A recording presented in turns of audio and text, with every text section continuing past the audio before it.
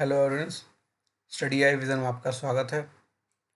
आप किसी भी एग्ज़ाम की तैयारी कर रहे हो, एसएससी, स्टेट पीसीएस, यूपीएससी। अभी हम जो शुरू करने जा रहे हैं मौर्य राजवंश, ये सारे पॉइंट एग्ज़ाम के पॉइंट ऑफ व्यू से बहुत ज़्यादा इंपॉर्टेंट है, तो इसे आप शुरू से लेकर अंत तक देखिए। तो चलिए शुरू करते हैं। मौर्य राजवंश।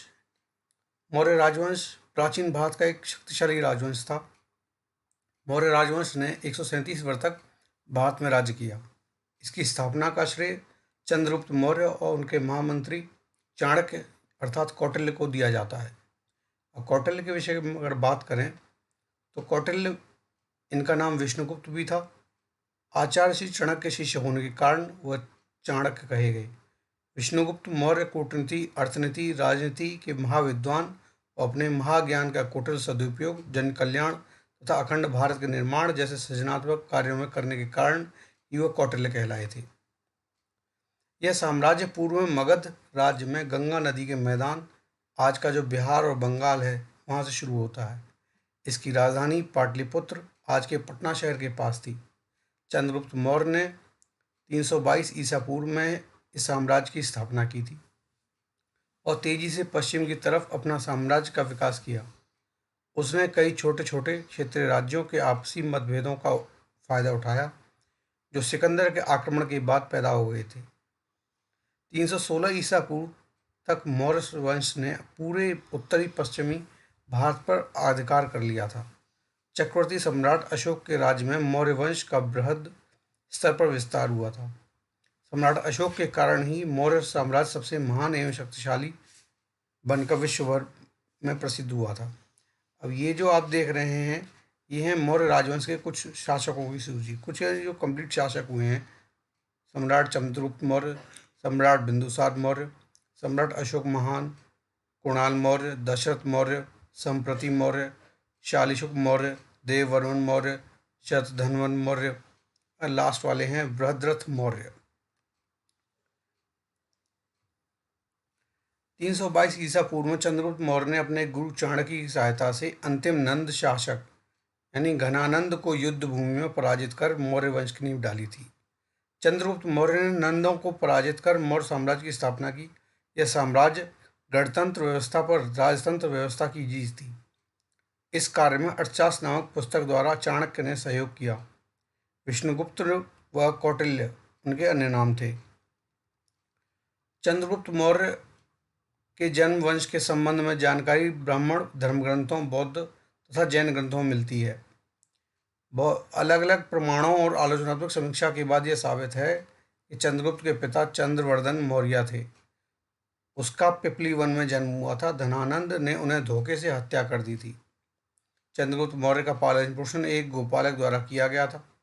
चंद्रगुप्त मौर्य का गोपालक के रूप में ही राजा गुण होने का पता चाणक्य ने कर लिया था और उसे 1000 में पर्ण में गोपालक से छुड़ाया था। उसके पश्चात तक्षशिला लाकर सभी विद्या में उसको निपुण बनाया। अध्ययन के दौरान ही संभवतः चंद्रगुप्त सिकंदर से मिला था। 323 ईसा पूर्व में सिकंदर की मृत्यु हो गई तथा उस उत्तरी सिंधु घाटी में प्रमुख यूनानी क्षत्र फिलिप द्वितीय की हत्या हो गई। जिस समय चंद्रगुप्त राजा बना, भारत की राजनीतिक स्थिति बहुत खराब थी। उसने सबसे पहले एक सेना तैयार की और सिकंदर के विरुद्ध युद्ध प्रारंभ किया। 317 ईसा पूर्व तक उसने संपूर्ण सिंध और पंजाब प्रदेशों पर अपना अधिकार कर लिया था। अब चंद्रगुप्त मौर्य सिंध तथा पंजाब का एक क्षत्र शासक धनानंद मारा गया। अब चंद्रगुप्त भारत के एक विशाल साम्राज्य मगध का शासक बन गया। सिकंदर की मृत्यु के बाद सेल्यूकस उसका उत्तराधिकारी बना। वह सिकंदर द्वारा जीता हुआ भूभाग प्राप्त करने के लिए उत्सुक था। इस उद्देश्य से उसने 305 ईसा पूर्व में उसने भारत पर पुनः दोबारा चढ़ाई कर दी। चंद्रगुप्त ने पश्चिमोत्तर भारत के यूनानी शासक सेल्यूकस निकेटर को पराजित करके हेरात, स्कंधार, मकरान, काबुल के कुछ भूभागों पर अधिकार कर लिया। सेल्यूकस ने अपनी पुत्री हेलेना, जो कार्नेलिया के नाम से प्रसिद्ध थी, का विवाह चंद्रगुप्त से कर दिया। उसने मैगस्थनीज को राजदूत के रूप में चंद्रगुप्त मौर्य के दरबार में नियुक्त किया। चंद्रगुप्त मौर्य ने पश्चिम भारत में सौराष्ट्र तक प्रदेश जीतकर अपने प्रत्यक्ष शासन के अंतर्गत शामिल किया। गिरनार अभिलेख 140 ईसा पूर्व के अनुसार इस प्रदेश में गुप्त वैश्य सम्राट चंद्रगुप्त मौर्य का राज्यपाल था। उसने सुदर्शन झील का निर्माण करवाया था। दक्षिण में चंद्रगुप्त मौर्य ने उत्तरी कर्नाटक तक विजय प्राप्त की थी। चंद्रगुप्त मौर्य के विशाल साम्राज्य के में काबुल, हेरात, कंधार, बलूचिस्तान, पंजाब, गंगा यमुना का मैदान, बिहार, बंगाल, गुजरात तथा विंध्य और कश्मीर के भूभाग सम्मिलित थे। लेकिन चंद्रगुप्त मौर्य ने अपने साम्राज्य उत्तर पश्चिम में ईरान से लेकर के पूर्व में बंगाल तथा उत्तर में कश्मीर से लेकर के दक्षिण में उत्तरी कर्नाटक तक विस्तृत कर लिया था। अंतिम समय में चंद्रगुप्त मौर्य जैन मुनि भद्रबाहु के साथ श्रवणबेलगोला चला गया था। 297 ईसा पूर्व में सलेखना उपवास द्वारा चंद्रगुप्त मौर्य ने अपना शरीर त्याग दिया। उसके पश्चात अगर हम बात करें राजधानी, तो राजधानी इनकी पाटलिपुत्र थी। वर्तमान समय में जो पटना बिहार में है। यहाँ जो प्रचलित भाषाएं थी वो मगधी, प्राकृतिक। अब हम बात करते हैं बिंदुसार के बारे में। बिंदुसार यह चंद्रगुप्त मौर्य का पुत्र व उत्तराधिकारी था, जिसे वायु पुराण में भद्रसार और जैन साहित्य में सिंहसेन कहा गया है। यूनानी लेखक ने इन्हें अभिलोचेट्स कहा है। जैन ग्रंथों के अनुसार बिंदुसार की माता दुर्धरा थी। थेरवाद परंपरा के अनुसार वह ब्राह्मण धर्म की अनुयायी थी। बिंदुसार के समय में भारत का पश्चिमी एशिया से व्यापारिक संबंध अच्छा था। बिंदुसार के दरबार में सीरिया के राजा एंटियोकस ने डायमेकस नामक राजदूत भेजा था। मिस्र के राजा टॉलमी के काल में डायनोसियस नामक राजदूत मौर्य दरबार में बिंदुसार की राज्यसभा में आया था। दिव्यवदान के अनुसार बिंदुसार के शासनकाल में तक्षशिला में 2 विद्रोह हुए थे, जिनका दमन करने के लिए पहली बार सुसीम, दूसरी बार अशोक को भेजा गया था। बिंदुसार ने अपने पिता का ही अनुसरण किया था। इसमें प्रतिमेय उपराजा के रूप में कुमार नियुक्त किए गए। दिव्यदान के अनुसार अशोक अवंती का उपराजा था। बिंदुसार की सभा में 500 सदस्यों वाली मंत्रिपरिषद, जिसका प्रधान खल्लटक था। बिंदुसार ने 25 वर्षों तक राज्य किया और अंततः 273 ईसा पूर्व में उसकी मृत्यु हो गई।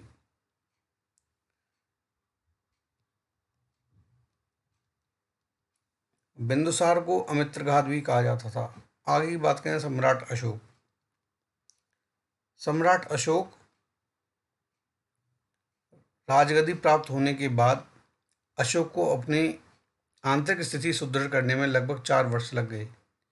इस कारण राज्यारोहण का साल 4 साल बाद 269 ईसा पूर्व में हुआ था। वह 273 ईसा पूर्व में सिंहासन पर बैठा। अभिलेखों में उसे देवानाम प्रिय, देवानाम प्रियदर्शी एवं राजा आदि उपाधियों से संबोधित किया गया।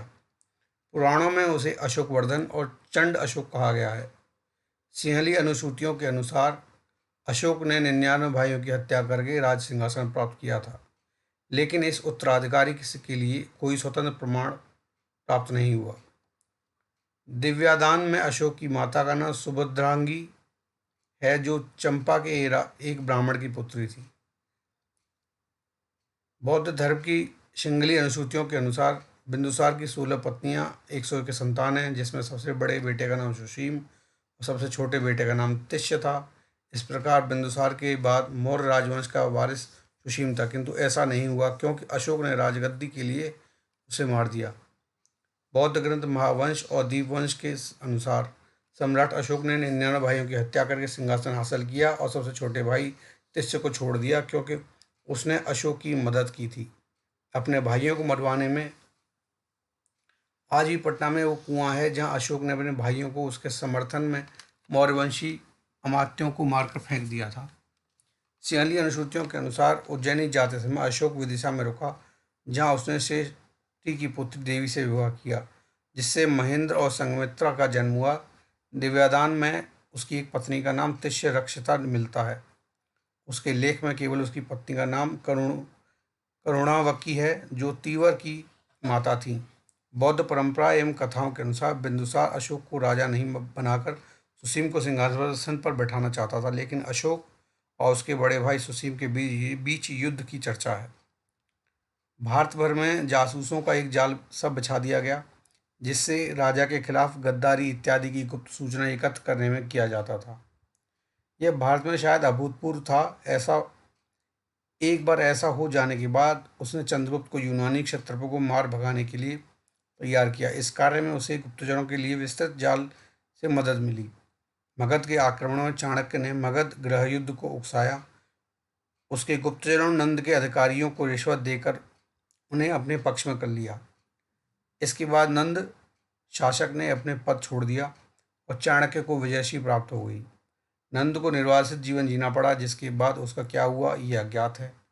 चंद्रगुप्त मौर्य ने जनता का विश्वास बीचे जीता और इसके साथ उसको सत्ता का अधिकार भी मिला।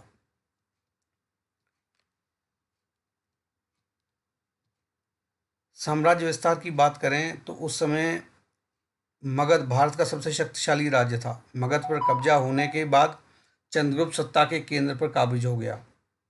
चंद्रगुप्त ने पश्चिमी तथा दक्षिणी भारत पर विजय अभियान आरंभ किया।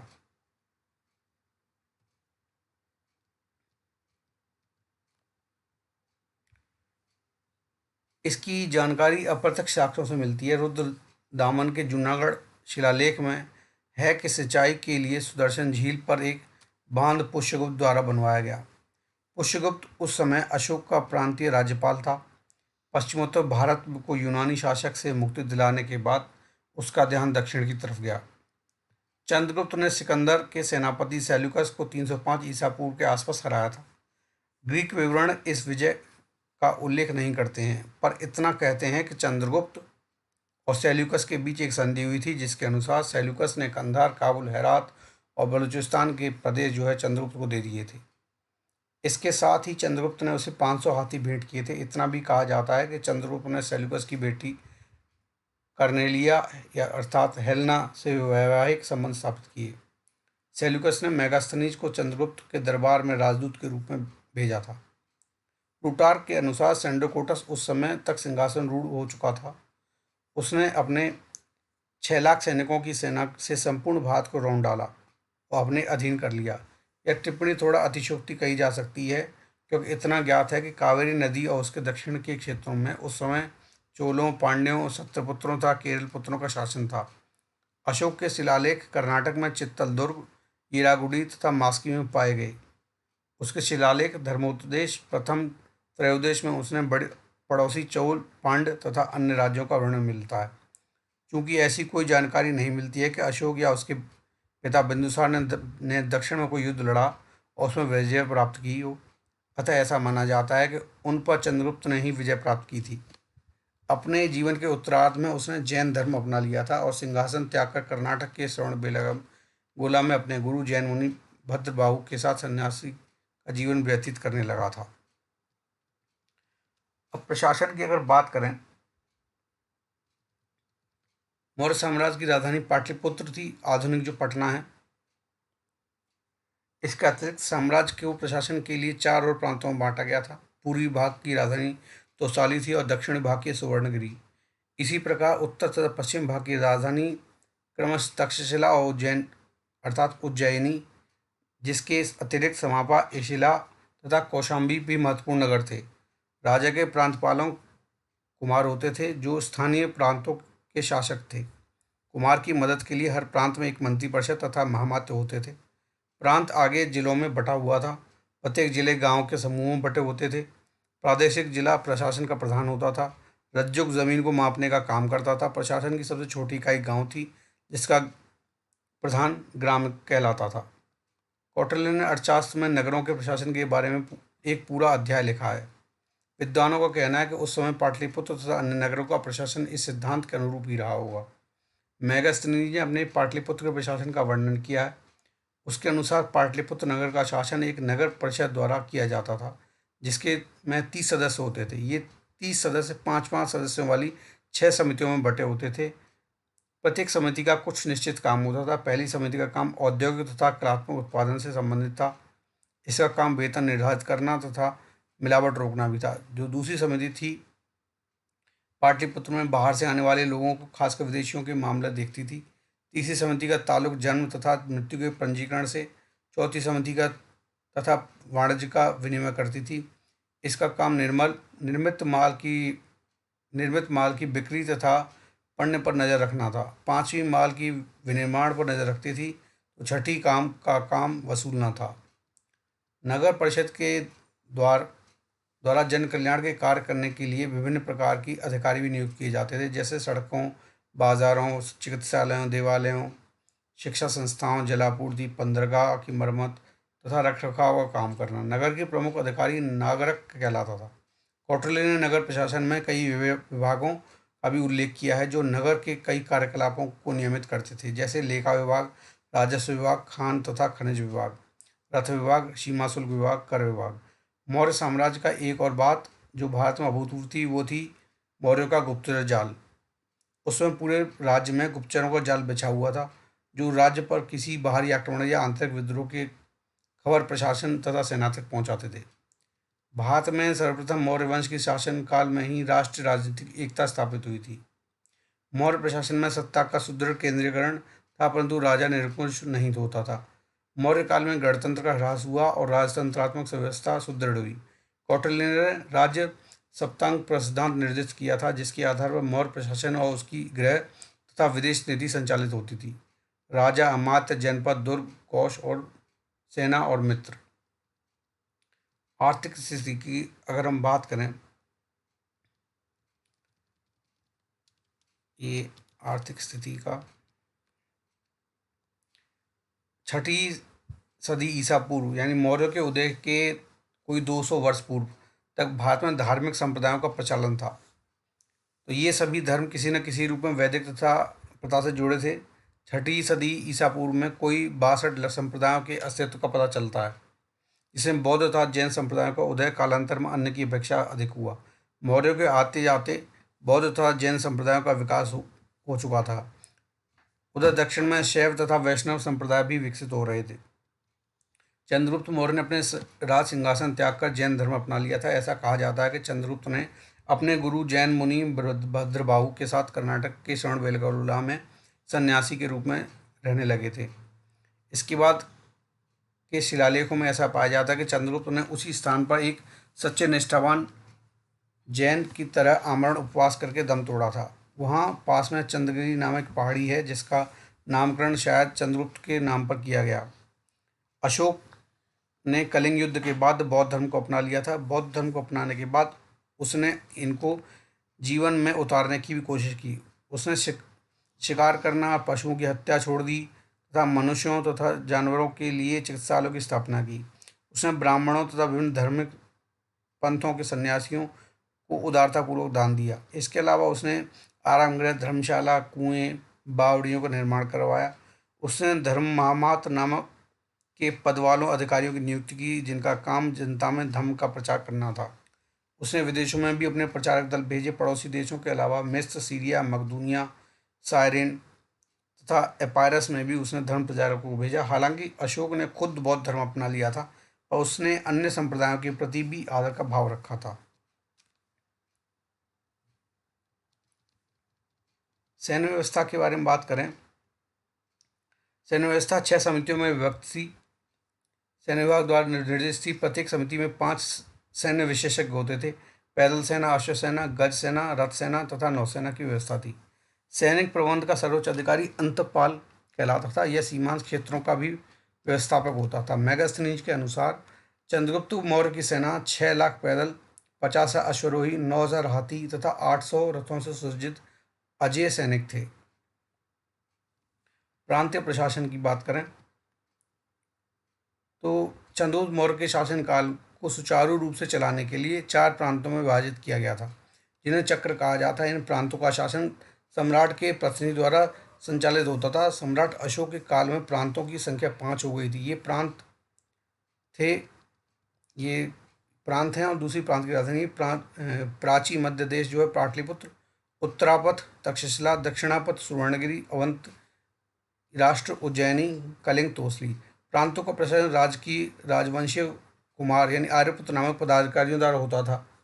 कुमार भाष्य की सहायता के लिए प्रत्येक प्रांत में महामात्र नामक अधिकारी होते थे। शीर्ष पर साम्राज्य का केंद्रीय प्रभाग, तत्पश्चात प्रांत आहार विषय में विभक्त था। ग्राम प्रशासन की निम्न इकाई थी। 100 ग्रामों के समूह को संग्रहण कहा जाता था। आहार विषयपति के अधीन होता था। जिले के प्रशासनिक अधिकारी स्थानिक तथा गोप 10 गांव की व्यवस्था करता था। इसके बाद है हमारा लास्ट है नगर प्रशासन। नगर प्रशासन जो है 6 समितियों में विभक्त था। प्रथम समिति उद्योग शिल्पों का निरीक्षण करता, इसके बारे में ऊपर भी हमने पहले बता दिया है, इसे दोबारा देख लेते हैं। द्वितीय समिति विदेशियों की देखरेख करती थी, देखरेख से रिलेटेड था। तीसरी समिति जो है जनगणना। चौथी समिति व्यापार वाणिज्य की व्यवस्था करती। पंचम समिति विक्रय की व्यवस्था निरीक्षण का कार्य करती थी। और छठी जो थी बिक्री कर व्यवस्था का देखभाल करती थी। तो ये हो गया हमारा नगर प्रशासन। इसके बाद लास्ट है मौर्य साम्राज्य का पतन किस कारण से हुआ। देखिए, मौर्य के पतन के लगभग ये 8 कारण हैं। अयोग्य निर्बल उत्तराधिकारी प्रशासन का अत्यधिक केंद्रीकरण, राष्ट्रीय चेतना का अभाव, आर्थिक एवं सांस्कृतिक असमानताएं, प्रांतीय शासकों के अत्याचार, करों की अधिकता, अशोक की दमननीति, अमात्यों के अत्याचार। इसमें जो है अयोग्य और निर्बल अधिकारी, अशोक ने जो पहले अपने भाइयों को मार दिया था, इसलिए उसे ऐसे लोगों को अपने राज्यों में सामंत बनना पड़ा जो मौर्य वंशी नहीं थे। परिणाम स्वरूप अशोक की मृत्यु के बाद विद्रोह करके वो स्वतंत्र हो गए। और अशोक ने बौद्ध धर्म को अपनाने के बाद अपने दिग्विजय रीति यानी 4 दिशाओं में विजय को धम्म विजय नीति में बदल दिया, जिसके परिणाम स्वरूप मौर्य वंश शासकों ने अपना कभी भी राज्य विस्तार करने की कोशिश नहीं की। राजतरंगिणी से ज्ञात होता है कि कश्मीर में जालोक ने स्वतंत्र राज्य स्थापित कर लिया था। तारनाथ के विवरण से पता चलता है कि वीरसेन ने गंधार प्रदेश में स्वतंत्र राज्य स्थापित कर लिया। कालिदास के मालविकाग्नि मित्र के अनुसार विदर्भ में भी एक स्वतंत्र राज्य स्थापित हो गया था। परवर्ती मौर्य शासकों में कोई भी इतना सक्षम नहीं था कि वह समस्त राज्यों को एक छत्र शासन व्यवस्था के अंतर्गत संगठित कर सकता था। दूसरा, शासन का अधिक केंद्रीकरण हो गया था। मौर्य शासन में सभी महत्वपूर्ण कार्य राजा के नियंत्रण में होते थे। उसे वरिष्ठ पदाधिकारियों की नियुक्ति का सर्वोच्च अधिकार प्राप्त था। ऐसे में अशोक की मृत्यु के पश्चात उसने निर्मल उत्तराधिकारियों के काल में केंद्रीय नियंत्रण से सही कार्य नहीं हो सका और राज्य की व्यवस्था चरमरा गई। आर्थिक संकट ये था कि अशोक ने बौद्ध धर्म अपनाने के बाद 84,000 स्तूपों बनवाकर राजकोष खाली कर दिया और इन स्तूपों को बनवाने के लिए प्रजा पर कर बढ़ा दिया और इन स्तूपों की देखभाल के खर्च का बोझ सामान्य प्रजा पर डाल दिया। अशोक की धम्म नीति, अशोक ने अहिंसक नीतियों के कारण मौर्य वंश का साम्राज्य खंडित हो गया। उसे रोकने के लिए वह कुछ कर भी नहीं पाया। उदाहरण के तौर पर आप देखें, कश्मीर के सामंतक जलोक को ले सकते हैं, जिसने अशोक के बौद्ध बनने के कारण कश्मीर को अलग राष्ट्र घोषित कर दिया, क्योंकि वो शैव धर्म जो केवल शिव को आदि अनंत परमेश्वर मानते हों का अनुयायी था और बौद्ध धर्म को पसंद नहीं करता था। ये बात भी बिल्कुल सही है कि अगर आचार्य चाणक्य की जगह कोई बौद्ध भिक्षु चंद्रगुप्त मौर्य का गुरु होता तो उनको अहिंसा का मार्ग बताता और मौर्य वंश की स्थापना भी ना हो पाती। तो इस प्रकार ये हमने देखा आज मौर्य वंश पूरा। अगर ये आपको वीडियो जो है पसंद आया हो तो लाइक करें, शेयर करें और सब्सक्राइब करें ताकि हम आगे भी ऐसे वीडियो ला सकें। Thank you.